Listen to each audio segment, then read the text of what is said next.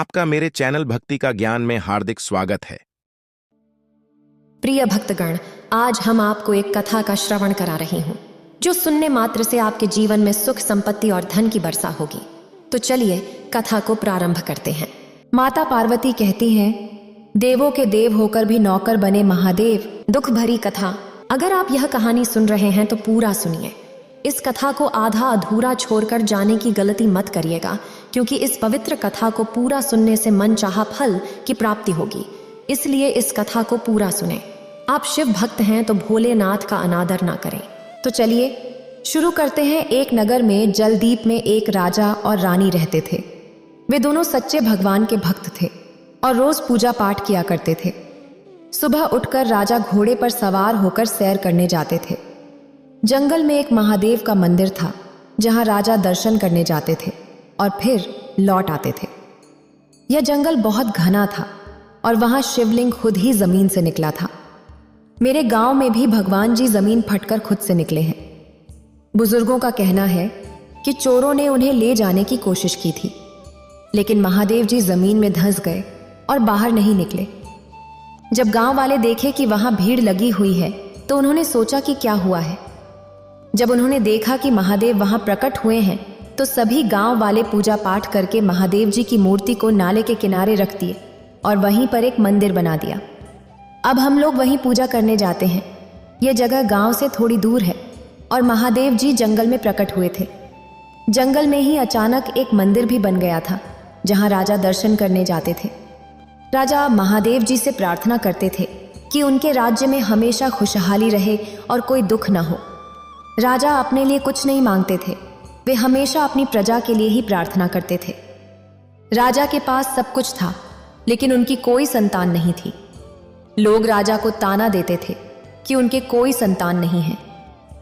राजा कहते थे कि उनकी प्रजा ही उनकी संतान है और वे अपनी प्रजा को देखकर खुश रहते थे। लेकिन रानी बहुत व्याकुल रहती थी और संतान की बहुत चाहत रखती थी। एक दिन की बात है, रानी ने किसी के बच्चे को गोद में उठा लिया और उसका एक ही बेटा था। रानी के गोद में उठाते ही वह बच्चा उल्टी कर दिया। बच्चे की मां ने कहा, अरे तू डायन है, तू मेरे बच्चे को खा जाएगी। एक तो खुद का बच्चा पैदा नहीं किया और मेरा बच्चा तेरे गोद में जाते ही उल्टी कर दिया। उसने बच्चा छीन लिया। रानी झरझर रोने लगी और सोचने लगी, क्या मैं डायन हो गई? मेरी संतान नहीं है, हे भगवान।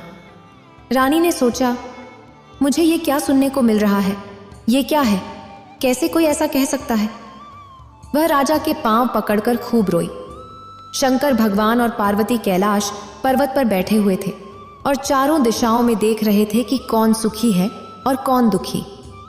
पार्वती ने देखा कि रानी अपने पति के चरण पकड़कर रो रही है और राजा उसे समझा रहे हैं। पार्वती ने कहा, महाराज देखिए तो ये कैसी लीला है। राजा जो प्रजा की भलाई करता है, उसकी पत्नी को लोग डायन कह रहे हैं। क्या वह सच में डायन है, भांगन है, कुलछनी है, भांजन है? आपने उसे संतान क्यों नहीं दी?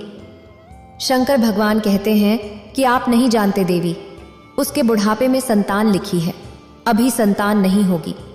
शंकर भगवान की बात सुनकर पार्वती कहती हैं कि उसकी भरपाई के लिए आपको जाना होगा, पृथ्वी पर उसके घर जाकर इस रूप में कि आप छोटे बालक बनकर जाएं और भीख मांगे। शंकर भगवान कहते हैं, यदि नहीं रखा तो? नहीं, कैसे नहीं रखेगा? आप जाकर देखिए, शंकर भगवान ने अपने भक्त के लिए क्या किया है। भक्त की लाज बचाने के लिए भगवान भोलेनाथ एक बालक का रूप धारण कर लेते हैं, 5 साल के बच्चे का रूप धारण कर लेते हैं और उसी गांव में जाकर मांग चांग के खाने लगते हैं। जिसके दरवाजे पर जाते हैं कहते हैं कि हमें क्या मांगना है। राजा के यहाँ मुफ्त अनाज मिलता है, मुफ्त भोजन मिलता है, राजा के घर जाओ। शंकर भगवान चारों तरफ घूमते हैं, कोई भोजन नहीं देता। शंकर भगवान राजा के द्वार पर जाकर कहते हैं, मैं 7 दिन से भूखा हूं और मुझे अन्न नहीं मिल रहा है। मेरा कोई माता पिता नहीं है, इस संसार में मेरा कोई नहीं है। यदि कोई मुझे पुत्र बनाकर रख लेता तो मैं रह जाता। रानी महल के अंदर थी और राजा राज कचहरी में बैठे हुए थे। लोग झुट गए और कहने लगे, रानी साहब आपके तो बाल बच्चे नहीं हैं, इसको रख लीजिए। रानी बाहर निकलती है और देखती है कि बालक पूरा मैला कुचैला है, लार और सब लगा हुआ है। महादेव ने अपना रूप ऐसा धारण किया कि रानी को घिन आती है। बालक के पैंट में मलमूत्र था।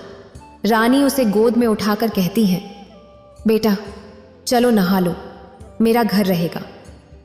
महादेव जी कहते हैं, माता आप मुझे बेटा कह रही हैं, मुझे खराब नहीं लगेगा और आपके घर में रहने में मुझे कोई आपत्ति नहीं है। क्या आप मुझे अपने पुत्र समान रखेंगी? रानी कहती है, हाँ बेटा रखेंगे। अब महादेव छोटे बालक के रूप में रानी की उंगली पकड़ लेते हैं। राजा आते हैं और रानी उन्हें स्नान करवाती है। स्नान करवाकर पैंट में जो मलमूत्र था सब धोकर साफ करती है। देखिए महादेव कैसे क्या जश्न लेते हैं। सब कुछ साफ सुथरा करके दीदी ने बच्चे को अपने हाथों से दूध भात खिलाया, काजल पाउडर लगाया और नया कपड़ा बाजार से मंगवाकर पहनाया। फिर दीदी ने बच्चे से पूछा, अरे मेरा बेटा तुम्हारा नाम क्या है? बच्चा बोला, मेरा नाम भोला है। दीदी ने कहा, अरे भोला बहुत प्यारा नाम है। ठीक है बेटा, मेरे घर रहना और किसी चीज़ की कमी मत करना, खासकर खाने पीने में। लेकिन बेटा तुम्हें एक काम करना होगा। महादेव ने कहा, माँ मारोगी तो नहीं? दीदी ने जवाब दिया, नहीं बेटा तुम बहुत सीधे हो। महादेव अब राजा के यहाँ नौकर बन गए और पुत्र की तरह रहने लगे। 4 महीने बीत गए, फिर 6 महीने बीत गए। एक दिन राजा और रानी ने देखा कि वहां सत्संग हो रहा है। वहां पर बड़े बड़े भजन कीर्तन और कथा कहानी हो रही थी। राजा और रानी 3 घंटे तक सत्संग में बैठे रहे। जब सत्संग समाप्त हुआ तब वे वहां से उठे। भगवान इंद्रदेव कहते हैं कि तुम्हारे 7 पुत्र होंगे, 7 बहुएं आएंगी और अब पोते पोतियों से घर भर जाएगा। तुम बच्चों को देखकर खुश हो जाओगे कि तुम्हारे इतने पोते पोतियां हैं। बहू बेटे से घर भर जाएगा। ठीक है, जाओ राजा। 3 घंटे के बाद रानी दीदी आंचल में कमल के फूल लेकर निकली। राजा के हाथ में लौटा और कलश था जिसमें फूल खिला हुआ था। दीदी उसमें पान, फूल, पैसे का थाल लेकर निकली। गांव वाले राजा रानी को देखकर चकित हो गए। वे सोच रहे थे कि राजा मर गया है और महादेव ने उन्हें मार दिया है। लेकिन राजा ने कहा कि नहीं, भोलवा ने हमें मारा नहीं है, बल्कि उसके कारण हमें बहुत कुछ मिला है। गंगा स्नान हो गया और रानी ने गंगा घाट पर पूजा की। पूजा पाठ करके लौटने के बाद 2 महीने या 1 महीने के बाद बैशाख बीत गया और जेठ का महीना आ गया। असल में धान बुनने का समय आ गया था। किसान मोरी बुनते हैं और फिर धान को खेत में बोते हैं। तो दीदी खेत में जाती हैं और मोरी बुनाने का समय आ जाता है। राजा और रानी कहते हैं, महादेव सब काम तो हो गया है, लेकिन जाओ और खेत में धान बुनाओ। महादेव कहते हैं, ठीक है। पिताजी खेत में आते हैं और एक बट्टा धान कोठी से निकालकर दीदी को देते हैं। अब वे चल पड़ते हैं, लेकिन बट्टा में धान लेकर बैठ जाते हैं। बीच चौराहे पर भाई कहते हैं, जिसे भी धान की जरूरत है सबको देंगे। राजा साहेब का आदेश है कि सबको धान देंगे। दीदी सब बढ़िया बटदौरी लेकर महादेव के सामने आती हैं और कहती हैं, बाबा हमें भी 1 मन धान दे दीजिए। महादेव जी बट्टा में से पूरे गांव को धान बांट देते हैं। सबके धान बुनने भर दे दिए। उसके बाद राजा के खेत में धान नहीं बुना, बल्कि एक जगह ले जाकर उजाल दिया जो बच रहा था। गांव वाले आकर राजा और रानी से कहते हैं, देखो दीदी जल रही थी कि यह बच्चा इतना जल्दी बड़ा हो गया और राजा के आते ही औरों से ज्यादा धन संपत्ति हो रही है। राजा, इसे भगा देना ही अच्छा होता। राजा साहब ने एक भी शब्द नहीं कहा, कुछ नहीं बोले। गांव वाले ने हैरानी से देखा कि अगर बेटा कुछ गलत करता है तो लोग कहते हैं कि बेटा लड़ाई कर रहा है, लेकिन राजा साहब कभी उसे डांटते नहीं हैं। राजा साहब का बेटा और उसकी बहन 4-8 दिन बाद आए। राजा और रानी दोनों कहते हैं कि बेटा अगर चला गया होगा तो चलो माँ के पास देखते हैं। राजा और रानी के साथ गए तो सब तैयार हो गए और राजा साहब ने पूछा, बेटा कैसे हो? बेटे ने कहा, माँ मुझे छोड़ दो, मैं मोरी साफ कर दूंगा, मुझे छोड़ दो। जो दीदी ने कहा है मैं मजूर लगवा दूंगा और डमरू बजा दूंगा। सारा मोरी साफ कर दिया गया और आरती बांध दी गई। दीदी खेतों में रोपाई करने चली गई। सब देख रहे थे कि राजा और रानी कभी मजूर नहीं खोजने गए और खेत में धान रोप दिया गया। दीदी के लिए कभी महादेव राजा और रानी के पास नहीं गए। उनका खेत भी खाली पड़ा रहा। जितने दिन महादेव जी उनके यहाँ रहे कोई कमी नहीं हुई। जब धान काटने का दिन आया तो राजा और रानी ने कहा, बेटा मजूर को खोजो और धान कटवा दो। महादेव जी ने कहा, माँ मुझसे ज्यादा कोई नहीं है, मैं धान काट लूंगा। धीरे धीरे बेटा 10 साल का हो गया और दीदी 12 साल की हो गई। जब दीदी 12 और 13 साल की हो गई तो रानी के पास सब कुछ भर गया, धन संपत्ति सब कुछ। राजा ने महादेव जी से कहा कि अब और धन की जरूरत नहीं है क्योंकि हमारे भंडार भर चुके हैं। महादेव जी ने पूछा कि क्या और कुछ चाहिए, तो राजा ने कहा कि नहीं, अब हमें और कुछ नहीं चाहिए। महादेव जी की कृपा से दीदी रानी गर्भवती हो गई और एक बेटा हुआ। महादेव जी ने कहा कि अब तो तुम्हारा बेटा हो गया, अब हम चलें। लेकिन राजा ने कहा कि नहीं, अब आप कैसे जा सकते हैं, हमारा बेटा अभी छोटा है। धीरे धीरे दीदी रानी के और भी बेटे हुए, 2, 3, 4 बेटे। महादेव जी ने सोचा कि अब तो 12 साल पूरे हो गए हैं और हमें पार्वती से वचन दिया था कि 12 साल राजा के यहाँ रहेंगे और सब कुछ भर देंगे। राजा का बेटा बनकर हम 12 साल तक रहे।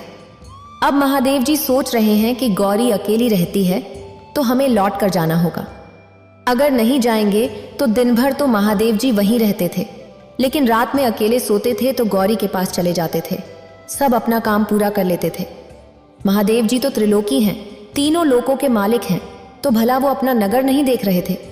बालक के रूप में राजा के पास थे, लेकिन संसार तो चला रहे थे। राजा के 4 बेटे हो गए। दीदी शंकर भगवान ने अपना रूप दिखा दिया। सिर पर बड़े बड़े जटाजूट, गंगा की लहरें उमड़ने लगीं, हाथ में त्रिशूल और डमरू बजने लगा। तन पर मृगछाला और कमर में मृगछाला, पांव में चंदन, बगल में बैल और गोद में गणपति। अब राजा ने देखा तो दीदी शीना मुक्का मारने लगे कि हे भगवान, हम कितने बड़े पापी हैं जो हमने भगवान महादेव को एक नौकर बनाकर रखा।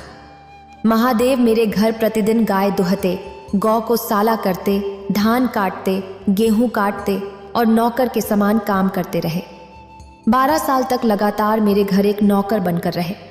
हे महादेव, आप मुझे कैसे क्षमा करेंगे? मैं क्या करूं जो आप क्षमा करेंगे? राजा की बात सुनकर महादेव कहते हैं कि हे राजा, हम तुम्हारे घर इसलिए आए थे क्योंकि तुम्हें लोग बांझ कहते थे और तुम्हारा संतान सुख बुढ़ापे में था। संतान सुख देने के लिए मैं तुम्हारा पुत्र बनकर आया। दीदी, राजा जो है।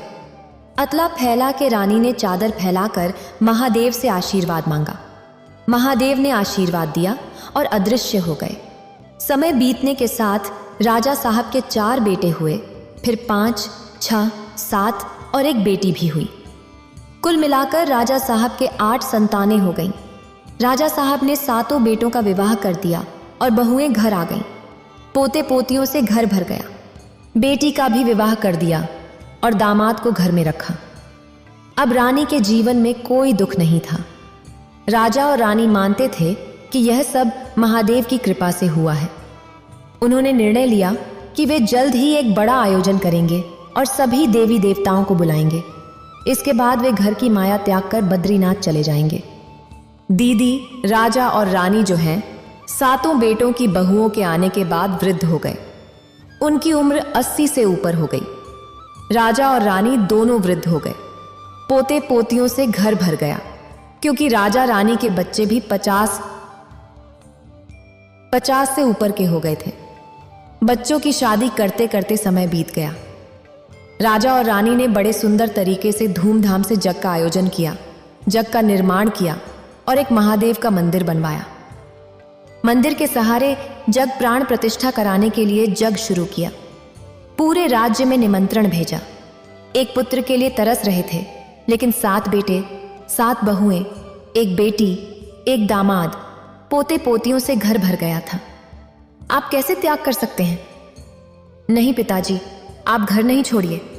राजा और रानी अपने बेटों और बहुओं को समझाते हुए, धैर्य धराते हुए कहने लगे कि मैंने जितना भी किया है वह कम पड़ रहा है, क्योंकि मैंने महादेव को अपने घर में 12 साल नौकर बनाकर रखा है।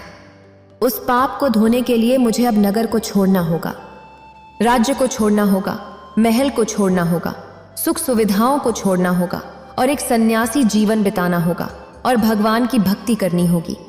तभी मेरा पाप कट सकता है, क्योंकि मैंने भगवान से अपनी सेवा करवाई है, चरण दबवाए हैं। इस पाप को काटने के लिए मेरे पास और कोई उपाय नहीं है। राजा साहब ने इस बात को ध्यान में रखते हुए अपना नगर त्याग दिया और बद्रीनाथ मंदिर में जाकर सन्यासी जीवन बिताया। महादेव की शरण में अपना पूरा जीवन बिता दिया। 7 बेटे बहुएं और पोते पोतियां घर में रह गए। सभी सुखी जीवन बिताएं। राजा का अंतिम समय आया तो भगवान ने प्रसन्न होकर फूलों की डोली भेजी।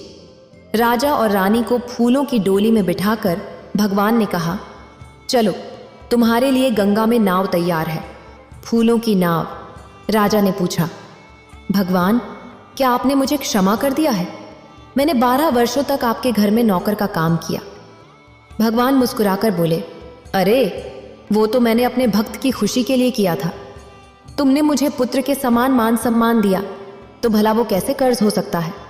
इसलिए फूलों की डोली तैयार है। फूलों की डोली में बैठकर राजा और रानी गंगा पार करने लगे। सभी लोग पीछे रह गए और राजा रानी आगे निकल गए।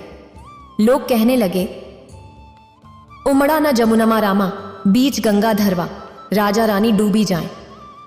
भगवान ने कहा, उमड़ा न जमुनमा रामा, बीच गंगा धरवा, राजा को किनारा मिलेगा। राजा शिव के भक्त थे। कवियों ने कहा, उमड़ल जमुना, वे राजा को किनारा कर देंगे, आप चिंता मत कीजिए। शिव महादेव राजा को अपने साथ शिवधाम ले गए, जहां उन्हें आत्मा की शांति मिली। राजा का समय बीतने पर वे फिर से एक बड़े राजघराने में पुत्र के रूप में जन्मे और रानी भी एक बड़े राजघराने में कन्या के रूप में जन्मी। फिर से दोनों पति पत्नी बने, संबंध में जुट गए। बड़े खुशनसीब होते हैं जो अगले जन्म में फिर से पति पत्नी बनते हैं। अगले जन्म में क्या होगा कोई नहीं जानता।